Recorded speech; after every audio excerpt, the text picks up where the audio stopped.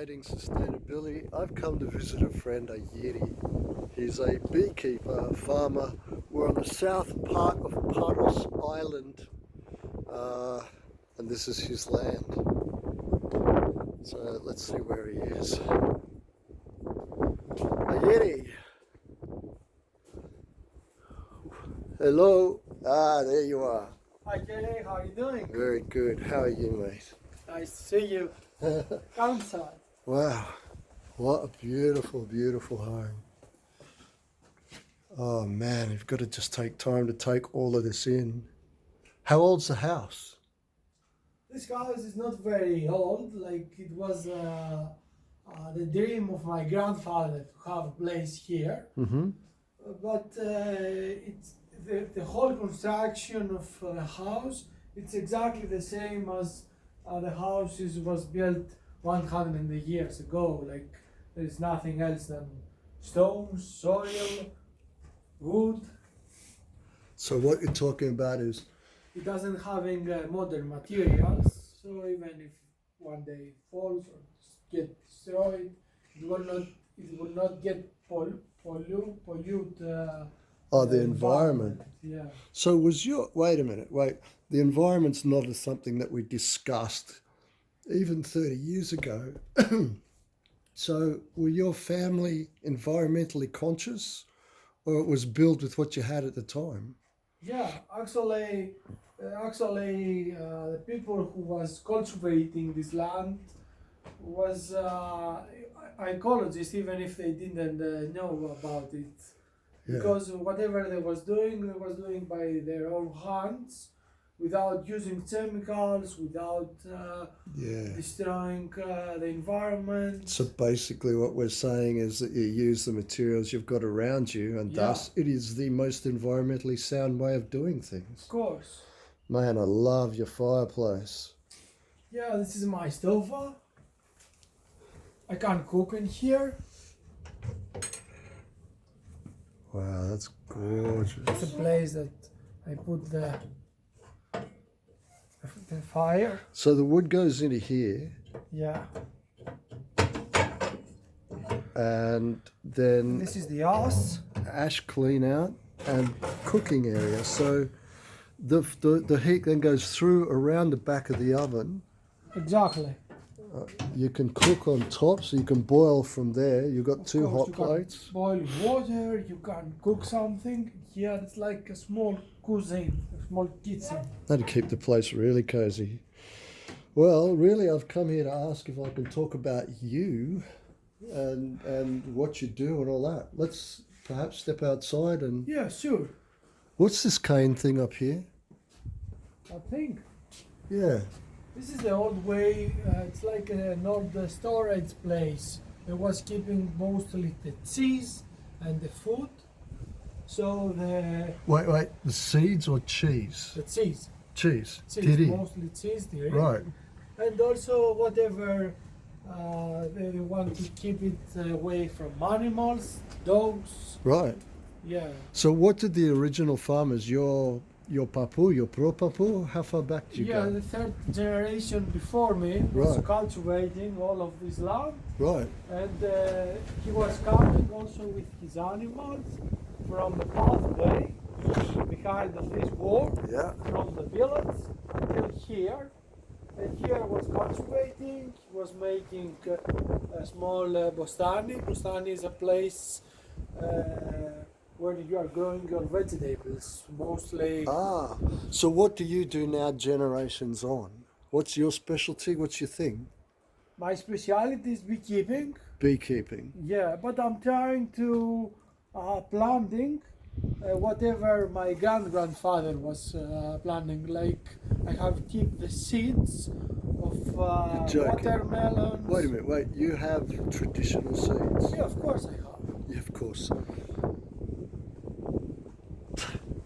Not many people say, yeah, of course I have the original seeds. Most will just go to the shops and buy It's something. exactly the same fava, the one I am producing. It's exactly the same as there was planting 100 years, and the chickens and the watermelons. I love this guy. tomatoes.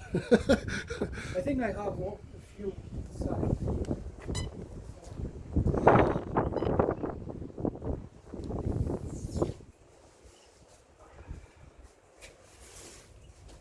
Here, Ah, this is your store, huh? melons. Golly. So this is peponi, right? Yeah, peponi, watermelon. Karpuzzi.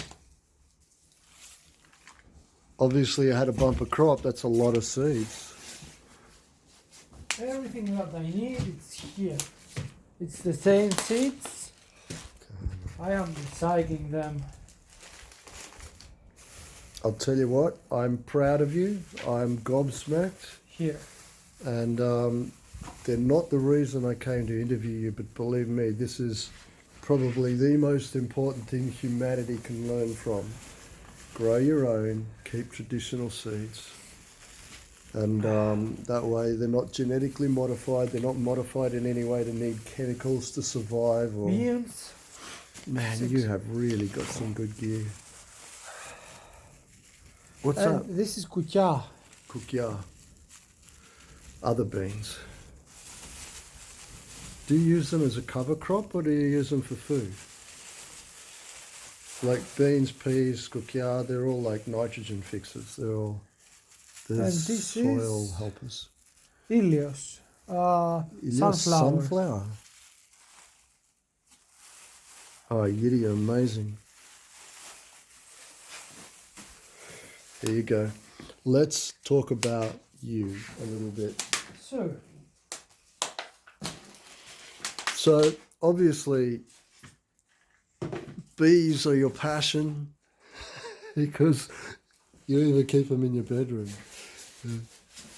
yeah, this is the very beginning of my story. It's the first thing I started working with. The first stuff. It's the bees. It was my biggest love since I was a kid. I was going for walking sometimes with my father, Yep. and I saw a few beehives in the mountain, and I was very curious about how the bees are working, and this is how I get into the job. Okay, so your big thing is bees. Your specialty is Yeah. bees. What else do you do? My specialty is bees, and then I am producing wine from the grapes, and also spirit like suma. I Yep. produce olive oil. I produce vegetables and dry vegetables mostly, Right. and also a little bit of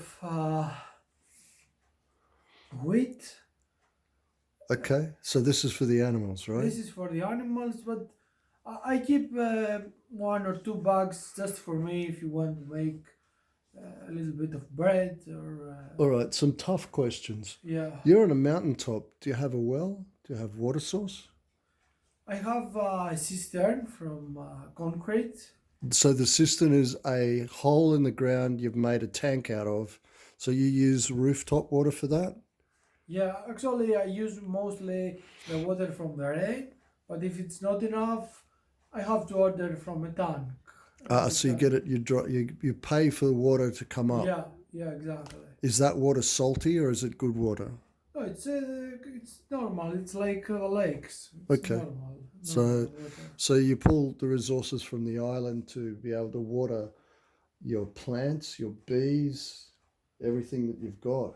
And how many cubic meters is your tank?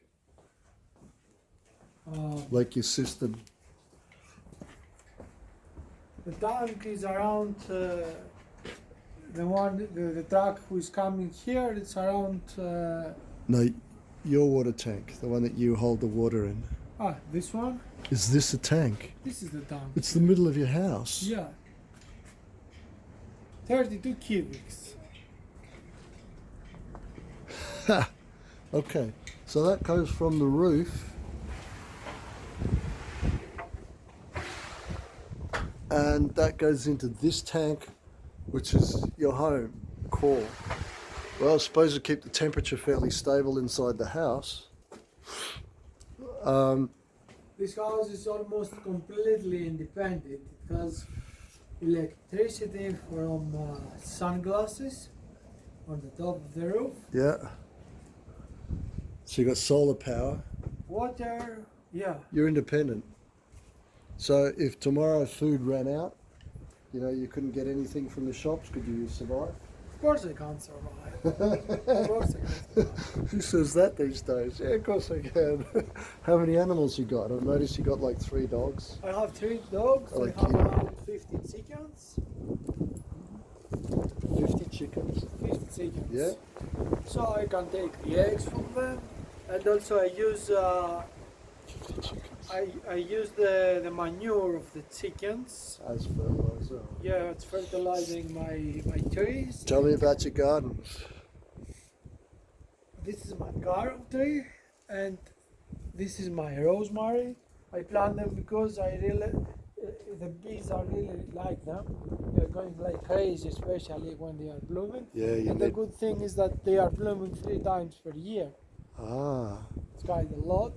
So you reckon carobs, rosemaries? Over there, it's a small orange tree. Yep. Yep. This is also a greenhouse. I use it at the very beginning when I want to plant my tomatoes. So Yeah. I put the small plants inside there or whatever I Ah, want okay. to plant, For hardening off. Yep. Yep. and then I plant them all over. So what you've got grapes here. I know you've got a food forest down there. All right. You've got how many beehives?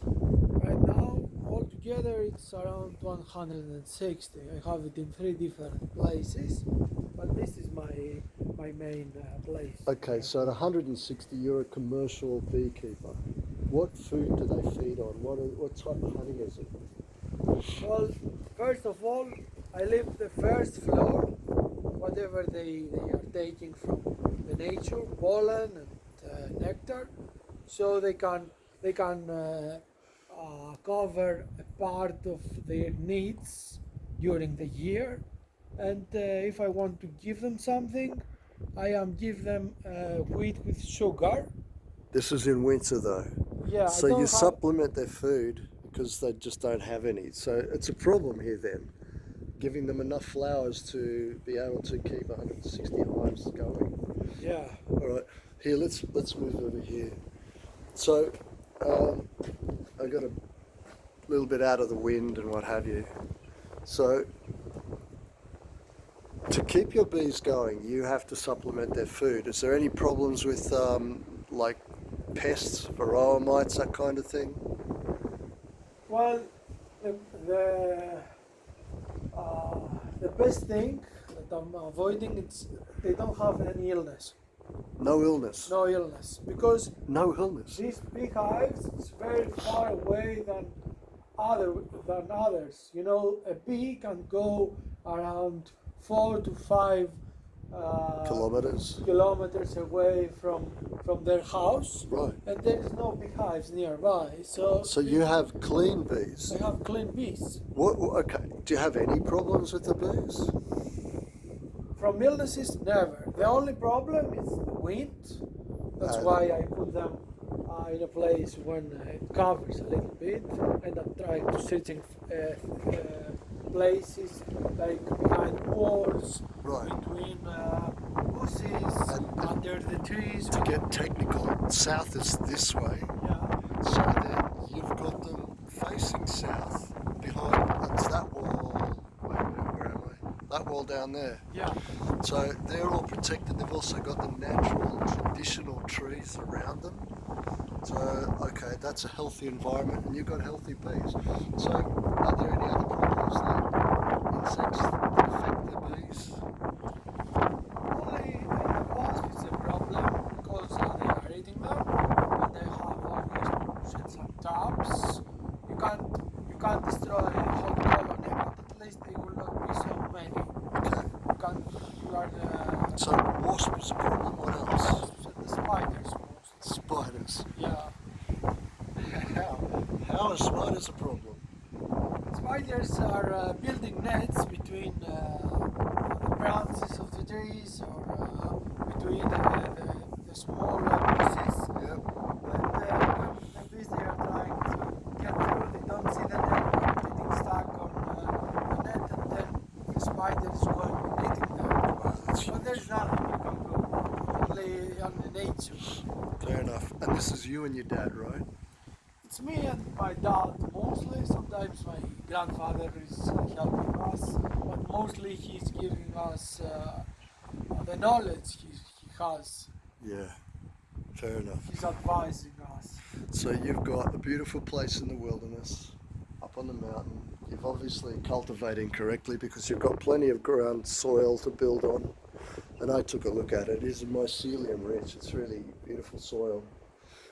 Right next to rocky ground. So well done, congrats. And I absolutely love your place. And I Thank think you very much. you should be a model for future generations and humanity.